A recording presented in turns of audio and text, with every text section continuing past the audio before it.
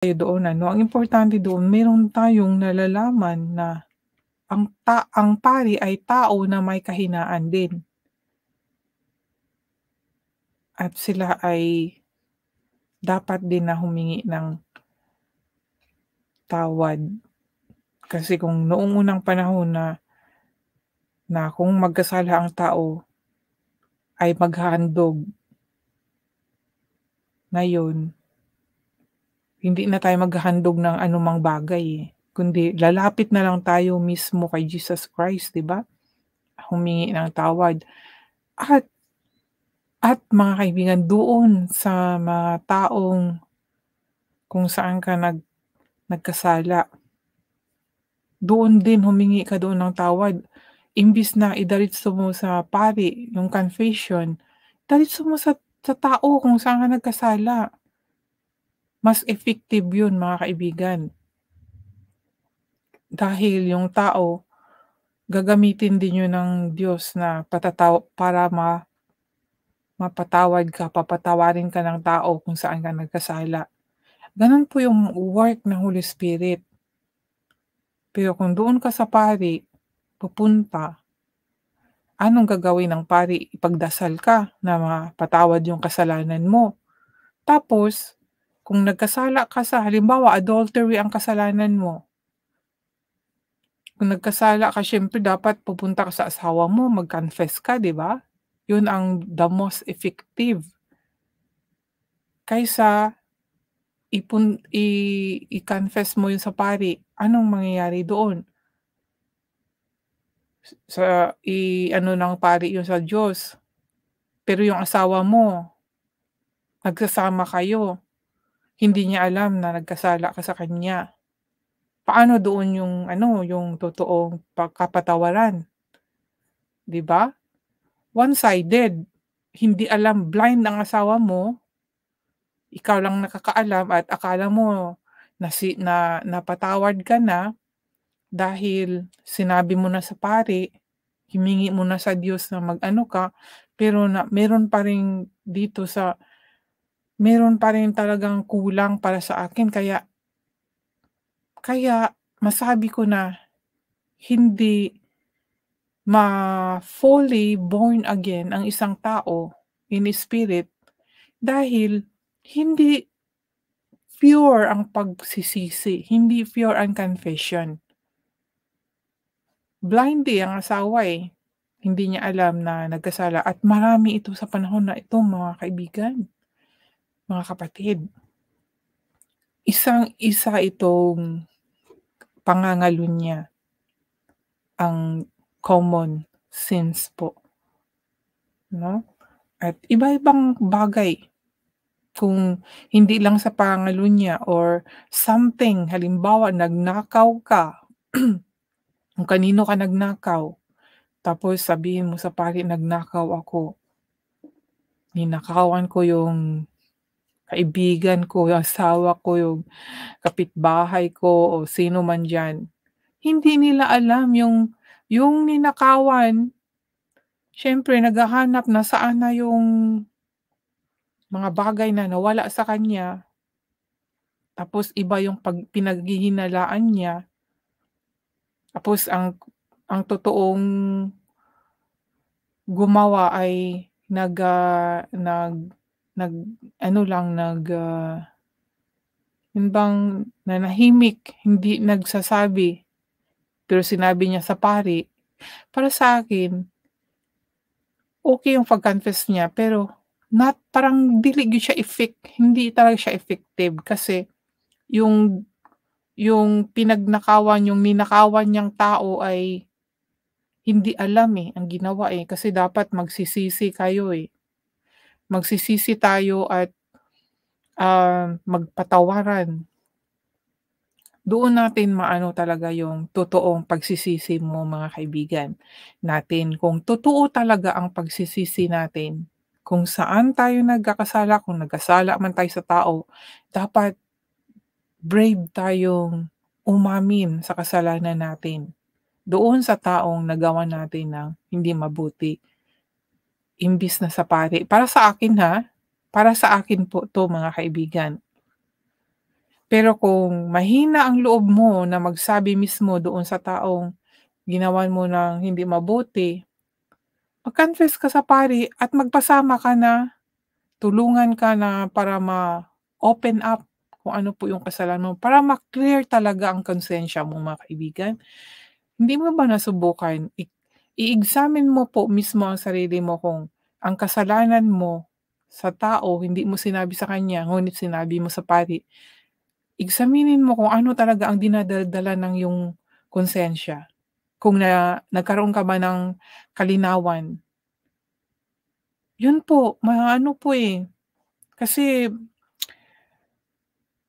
hindi magiging clear or magiging pure ang puso kung meron pa ring kasinungalingan na nasa ating puso. Alam natin mismo at alam natin kung bakit hindi tayo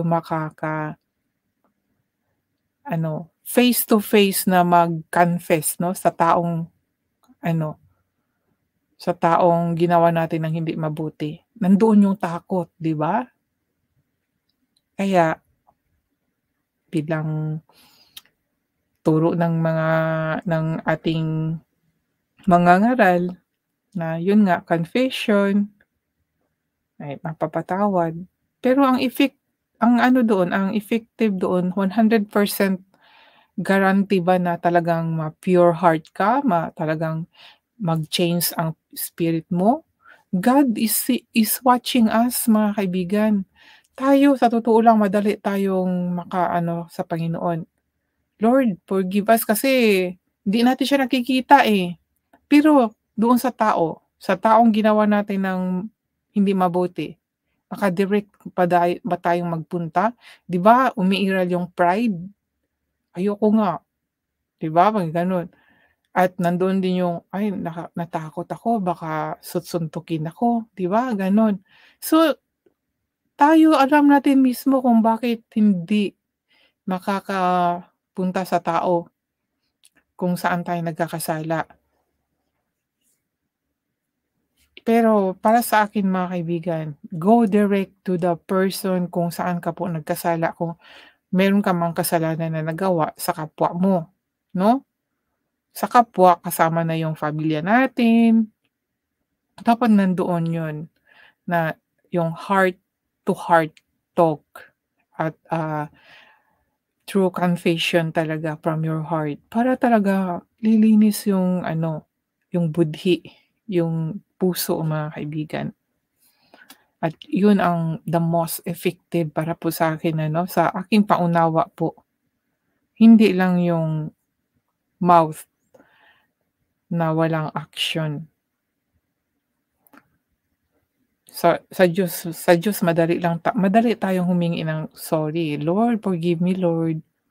Pero 'pag sabihin, you go to that person, saan ka nagkamali. Meron kang maano sa ano mo, sa puso mo, konsensya mo. Pero 'pag patigasin mo, walang effect, mga kaibigan. Kaya para sa akin ang confession sa pari kasi sa Old Testament din naman kasi nakasabi na ano, pumunta nga sa pari. Pero sa ngayon, mga kaibigan kasi individual tayo 'no, individual ang ating kaligtasan. Wala na yung mga handog-handog na mga hayop, mga anumang bagay para sa kasalanan, wala na. Kundi confession and, faith kay Jesus Christ and surrender. Itong confession talaga, yung mayroong work talaga ito. Uulitin ko po, we should confess sa tao kung saan po tayo nagkakasala. Pero kung hindi ka nagkakasala sa tao, malinis ang konsensya mo, so siyempre sa Diyos kung ano man yung bumabagabag sa isipan mo kung wala kang kasalanan sa tao, hindi ka nagnakaw, yung sa Ten Commandments na lang. Hindi ka nagnakaw, hindi ka nangangalunya, hindi ka nagsisinungaling, ano pa ba, hindi ka naninirang puri, yung mga ganyan, malinis yung puso mo. Pero kung meron kang mga sinasambang Diyos-Diyosan, yun sa Diyos na yun 'no, direct to God na yun kung tungkol sa pagsamba. Dahil sinabi, huwag kang sumamba ng Diyos-Diyosan ano. Ngayon kung may Diyos-Diyosan ka, sumamba ka ng ibang Diyos-Diyosan, sa Diyos ka humingi ng ano, kasi ang Diyos lang ang puwedeng magbigay ng ano nun, kapatawaran, hindi ang tao. Pero kung naka-commit ka ng kasalanan sa kapwa natin, sa kapwa mo, humingi ka talaga doon sa kanya ng, tawad, parang reconciliation. Para doon mo malaman na pinatawad ka ng tao, automatically God forgive you. Yun yung manifestation, nakikita natin ang ano ng Panginoon, ang power niya doon. Pero kung hindi ka pinatawad ng tao o ng kapwa mo, ng taong pinagkasalanan mo, hindi ka niya pinatawad, huwag kang mag-alala. Basta ang importante doon, ikaw mismo nasabi mo na sa kanya ang kasalanan mo. Hindi ka niya pinatawad, naggalit siya sa'yo, binugbog ka, pero na-confess mo na yun, yun ang ano, yung clear talaga ang konsensya mo doon. Hindi ka ano, hindi hindi ka doon talo, panalo ka dahil na-overcome yung bang na-surrender mo talaga yung kahinaan mo, yung kasalanan mo talagang nasabi mo.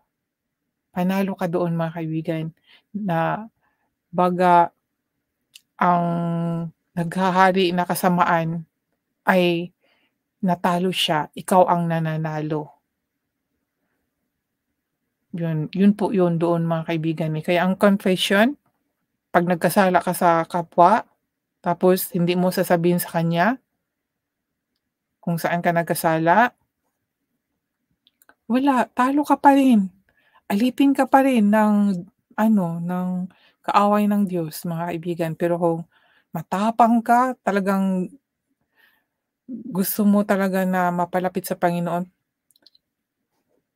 sasabihin mo sa kanya. Pero alam mo ba mga kaibigan, sa pangunawa ko 'no, kung taos-puso talaga ang pagsisisi mo na gusto mo yung i-confess ang kasalanan mo na nagawa mo sa kapwa mo, hindi ka pababayaan ng Diyos. Kasi before ka pumunta sa taong iyan, siyempre magdasal, 'di ba?